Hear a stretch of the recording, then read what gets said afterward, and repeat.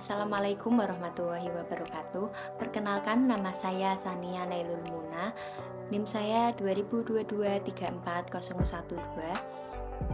Saya dari Prodi Pendidikan Bahasa dan Sastra Indonesia semester 2. Di sini saya akan melaksanakan tugas dari Bu Lutfa Nugraini, mata kuliah fonologi. Saya akan mempresentasikan materi dari pertemuan pertama sampai pertemuan ke-7 tentang ruang lingkup fonologi, bidang kajian fonetik, tahapan komunikasi, monoftong, perubahan bunyi dalam bahasa Indonesia, dan problematika fonologis dalam bahasa Indonesia. Saya akan menerangkan materi-materi tersebut versi saya yang saya ambil dari pertemuan pertama sampai pertemuan ke-7. Nah, fonologi adalah studi tentang sistem bunyi dalam bahasa, termasuk fonem, alofon, dan varian bunyi dalam bahasa. Bidang kajian dalam fonetik mencakup aspek lain seperti produksi, artikulasi, dan resepsi suara.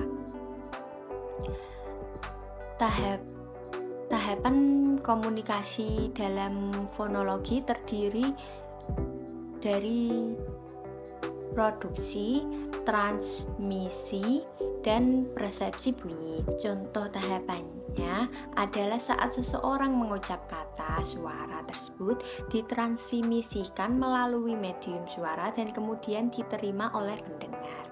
Selanjutnya kita beralih ke monoftong atau diftong. Monoftong sama diftong sama atau beda ya?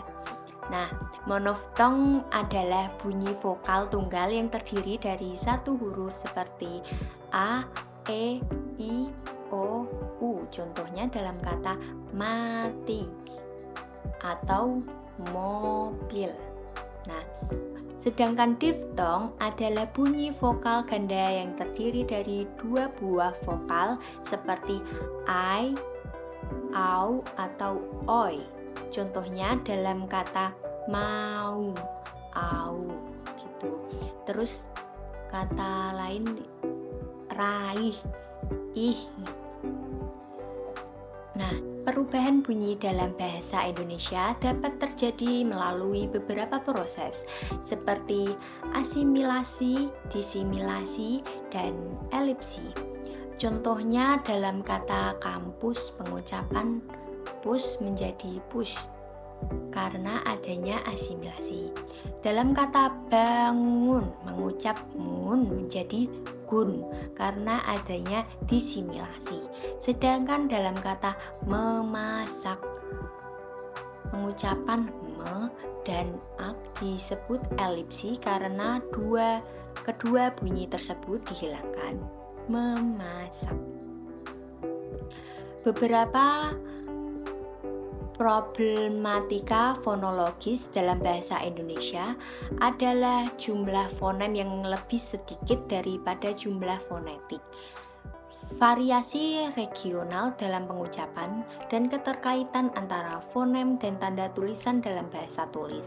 Contohnya, problematika fonologis dalam bahasa Indonesia adalah varian pengucapan R antara daerah Jawa dan Sumatera, dan beberapa kata yang memiliki varian pengucapan seperti sekolah atau sekoal.